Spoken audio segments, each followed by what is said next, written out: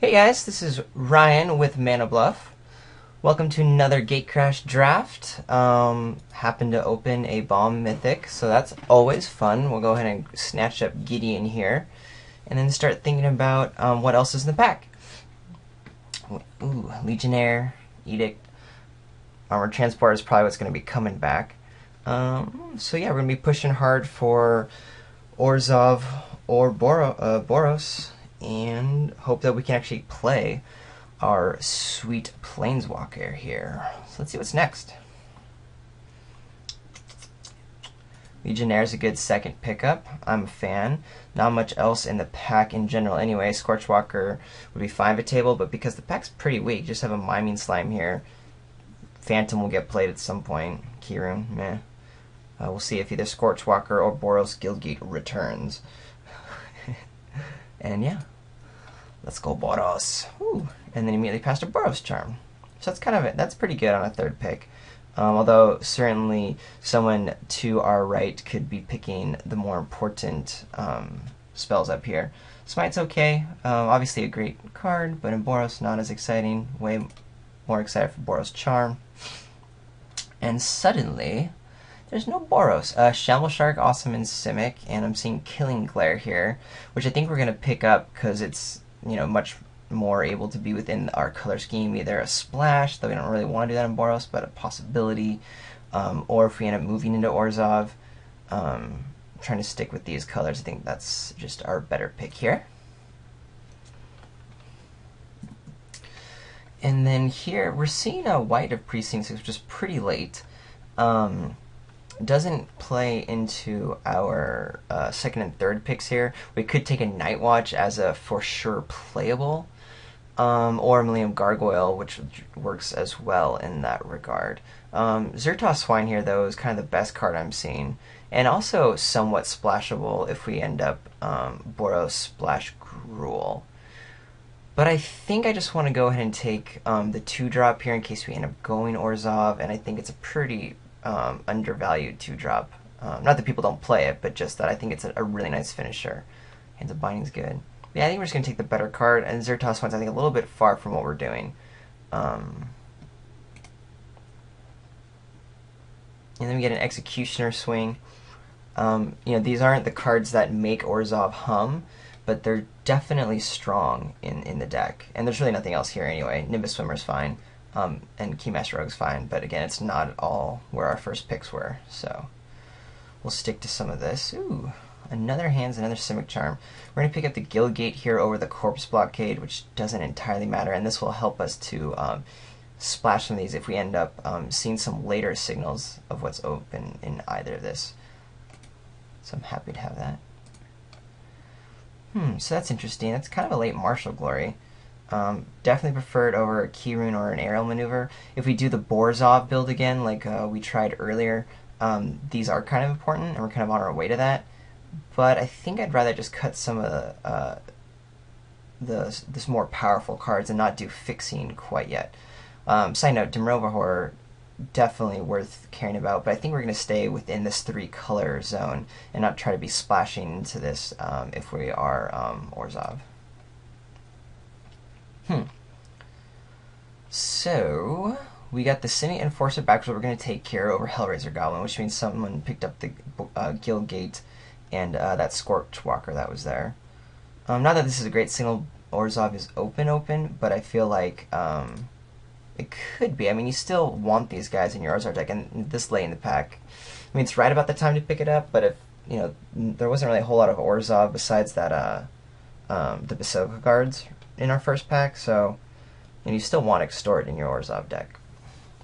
So we're kind of looking to go either way here. I think we're pretty equally spun out over black or red. Of course, white is a basis. Black looks a little bit easier to be playing because all of our hey guys, red cards are also white, and then we have the double white, but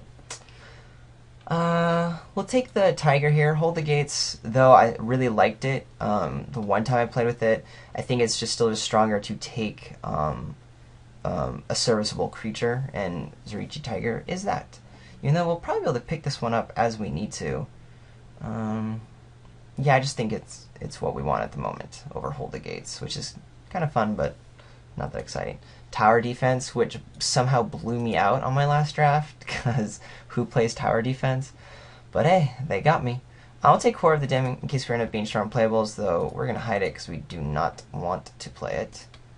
Adios, Mortis Strider. And yeah, we're really just trying to see what starts coming in the next pack or two. Because we can go leaning one or the other ways. I'm not exactly happy to be split here, but I think it'll be easy enough for us to land in Boros or Orzhov, and we already have an Orzhov Guildgate to help either like a splash with a Boros Charm or splash into black for something strong. But yeah, I think the Legionnaire, Boros Charm, and Martial Glory are pretty equal to the Killing Glare, the White, and Executioner Swing. And right away we have our decisions. We have the Spark Trooper, which is definitely a powerful 4-drop, but I'm a little worried about grabbing it here because it's double red and not as splashable if we end up moving out of Boros. Kingpin's Pet I'm most attracted to, and then we're going to start committing to our Orzhov game plan. Safe pick is, of course, Daring Skydrake. It's a 2-drop that's being played no matter what. But I think we want to go with power over anything else. Undercity Informer gets an honorable mention. Super awesome card. But nothing compared to Kingpin's Pet. And I think what we were seeing in those sort of last picks was a little bit more of the Orzhov being around.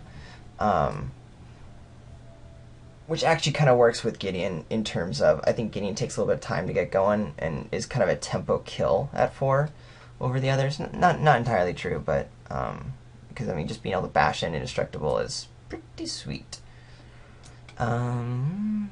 Yeah, so I'm gonna go ahead and count on Orzhov, and we'll see how that goes.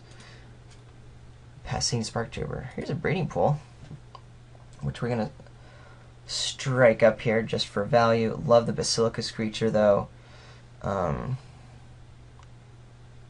Actually, you know what? I think the Basilica Screecher is gonna be important enough in this for selling everything that I'll pass the breeding pool this time around. Cause yeah, I'm just not in the greedy mood today, which is rare for me. Gotta admit, very rare. So we'll snatch this guy up. Ooh, and a Stigmatize. That's pretty awesome. Exactly what we want. Yeah, easily the pick. Wouldn't mind some of these coming.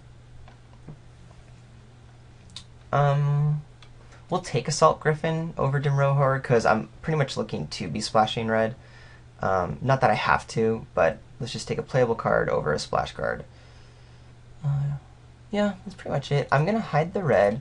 Note, you know, I know that I have these guys hidden, and I also have the 4 and a black creature hidden because he's just not worth caring that much about.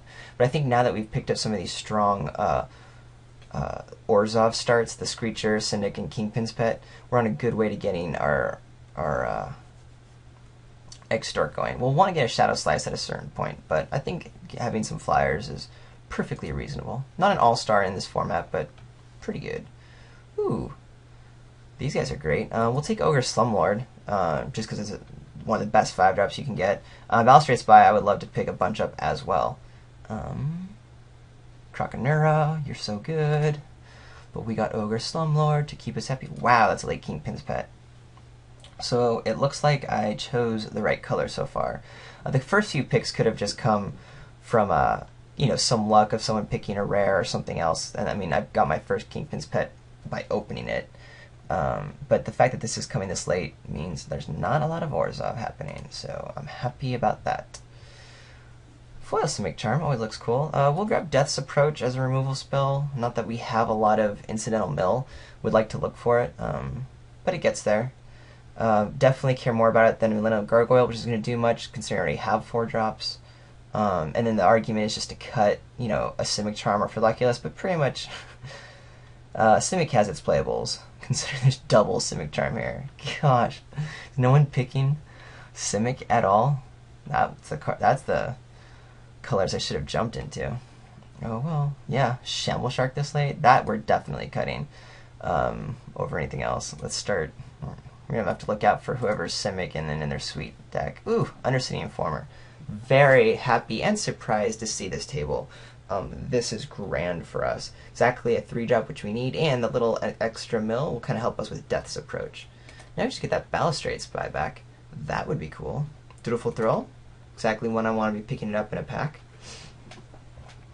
And let's see what our last little picks up. We'll take Undercity Plague. Not really planning on playing it, but I mean, hell, I'm playing it over Mental Vapors if I am playing a Cypher card. But yeah, probably not going to make the cut at that high. We'll cut Spire Tracer because it can get wonky in an aggressive deck. We'll take our Foil Island. That's pretty. I like pretty. So hopefully we don't need to splash in for any playables. We got quite a bit that pack, which means we're also hoping to see it in the next pack. But we do have some of that red hanging around in the event we need to get. Now, I mean, I might play that Boros Charm. That's a pretty sweet splash, especially in an extort deck, because it'll come in later, do a blowout, and then it'll just get extorted out the wazoo. Out to the wazoo. And now we just keep our fingers crossed for opening another mythic, like Obsidat, the Ghost Council. Oh wait, I said I wasn't being greedy this draft. I guess I lied. And greed. Greed, greed, greed, greed. Open. Obsidat. Ghost Council. Because I've never opened it. I just want to play with it once. Okay, Assemble the Legions, an option for splashing red for sure. Killing Glare, I wouldn't mind another one. Balustrade Spy coming back. We'll probably just see the Death's Approach. We probably won't see this. Yeah, I think Assemble the Legions is exactly the red splash I care about. Would love to have some of these guys in the next couple packs. Who knows, maybe with such few Orzhov coming around, maybe Balustrade Spy will be there. But I think Assemble Legions is just a sweet bomb, and in Orzhov it's even better than in Boros, I feel like, a lot of time, because Orzhov is kind of like dirling around a little bit more. So we'll grab that. We have the Orzhov Guildgate, which helps, but we want to look for the Boros Guildgate now to get our splash on. Love it. Kingpin's Pet over Devour Flesh and Smog Elemental for sure. This is a pretty sweet pack. Yeah, I'm mugging. But yeah, this is easy. I mean, 3 Kingpin's Pets puts me in a place where I am super happy. Here I will go ahead and pick up the money card. They're still going for about 3 tickets each, so why not? Breeding Pool, I passed up. I certainly wouldn't mind either of these being picked, but I already have 1 Executioner Swing. Don't need a whole bunch more. And they're just kind of underwhelming compared to taking some tickets.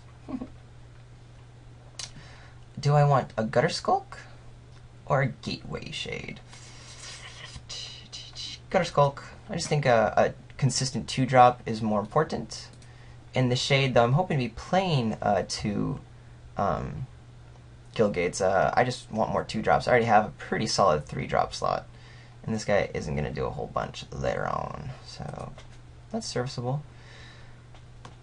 Ooh. Let me think. I want this Guildgate, but not as much as I want one of these playables. What's our creature count at? Let's hide you. I think Gifts is pretty strong, especially in this deck. I wouldn't mind another 2-drop here, but I think this guy will be making the cut. And I think it'll help us get into our late game with Assemble the Legions or our fun little extort guys going. And then hopefully the Boros person will pick this and not get the Guildgate, and maybe I'll get this in less. No, I'll get like totally lost and Shadow Slice back out of all these. But I think Gifts is pretty strong, so we're going to hang on to it.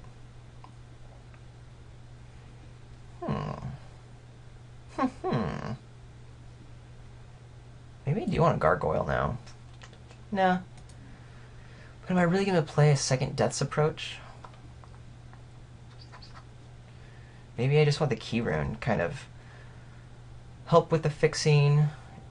Counts as a little stabilizer there. Debtor's Pulpit is a pretty good tapper. We don't have a lot of strong... I mean, we have 2 strong 5s, but we can use another 5-drop, arguably. Yeah, I think we'll take Debtor's Pulpit. It's super powerful, and since we're not loaded on 5s and we're fine in some of our earlier curves, that will end up being our most powerful card, and that'll just really help with our sort of go late strategy. I'm considering cutting Croconura, even though Shielded Passage is playable and would make the cut at this point. I just think this is super strong, and I'm not excited for a Shielded Passage. But we are only at 20 playables with all of these right here. Maybe Boros Charm is the 21st playable. Yeah, Shielded Passage, and it works well with Extort. We want one. We'll take the Tiger. Not happy for it, but yeah, if we need playables, it's a thing. Yep, Spike came back like I thought. This will replace one of the Tigers here. That'll work well for us. Surprised Madcap skills is still there. That's kind of insane. Nothing here too worrisome. We'll get rid of clinging enemies. Definitely bummed that Boros Gilgate didn't come back, but that's okay. We took our gifts. The gifts. And we'll take the Gilgate so no one else can do anything particularly crazy. We'll take Shattering Blow in case there is an artifact we need to get rid of. We already have a Horror of the Dim. That's the one I was mentioning earlier, so adios. Hey, there's that Shadow Slice. Who knows? That might make the deck. I don't think it will, but it might. Yeah, so next couple picks are just going to be the fluff that comes down, and then we'll return for deck building in just. Alright, so here we are with the initial build. I did something a little bit different where I already added the lands in because I think one of the things I need to be looking at is how much splashing I'm doing of red. Here with the 15 creature count, you'll see our curve, and let's kind of put it a little bit more where these cards are going to be played into. I'm putting all of these guys because this will be like kind of after we curve into this structure here. I'm not exactly stoked for Zarichi Tiger. I would be happy going down to 14 with maybe a Boros Charm with all of our Extort that we have. The issue is I just barely have room for 2 mountains to be played. And I think 2 mountains and 2 red cards is going to be a little inconsistent. So I think that'll be more of a sideboard strategy where I'll keep the Tiger in, and if I'm not playing basically a Boros or aggressive Gruul build, I'll go ahead and bring in Boros Charm. I mean, I think this is still going to be our breakdown. We have 1, 2, 3, 4, 5, 6, 7. 1, 2, 3, 4, 5, 6, and we have 8 and 8 on our swamps and plains, which could make things a little difficult for Gideon or Slumlord, but I think that's worth it so that we can be having our Assemble the Legions, which is going to be, just a great card in our deck. Yeah, I would have loved to have had the Boros Gilgate to sort of have that free splash in here, because I'm a little worried about being 8 and 8, but it should be okay. Because we are pretty evenly split. It's just going to be hard getting Gideon or the Slumlord down, especially Gideon on time at 2. But again, worth it to have some Legions. And yeah, I'm pretty convinced that in the 5-drop slot, I was debating over Debtor's Pulpit over Shadow Slice. Even though we have tons of Extort, and with our flyers, this will be good. I think Debtor's Pulpit is where we want to start. And then if we feel like we don't need as much removal, we can kind of bring in the Shadow Slice if we feel like we're winning in the air pretty consistently. Because, yeah, Shadow Slice is going to be awesome if we feel like it's online.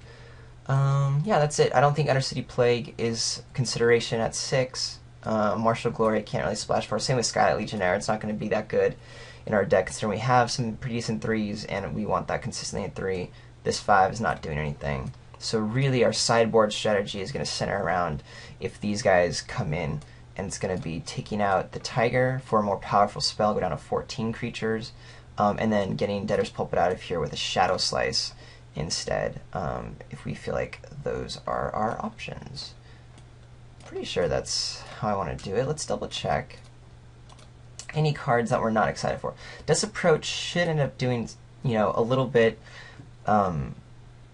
because we have Understanding Former and Balustrade Spy. Not a lot of Incidental Mill, but a creature will be dead at some point, or maybe we'll have activated one of these guys to get Death's Approach on. So that'll be cool. Shielded Passage is a little bit underpowered, but I think it works pretty well in the Extort game. And with our 5 early Extort guys, Basilica Screecher, Cynic, and Kingpin's Pet, so we should be doing okay there with 1 or 2 of them. Those are our only Extorts, mind you, those 5, but because they're their early drops, and we're going to be looking to play those pretty consistently on curve. Oh, I forgot we have Standing Enforcer. Meh. The bastard child of Extort. But still, I think getting them early should get us where we want to be with Extort. Yeah, I like this build. Let's go to round 1.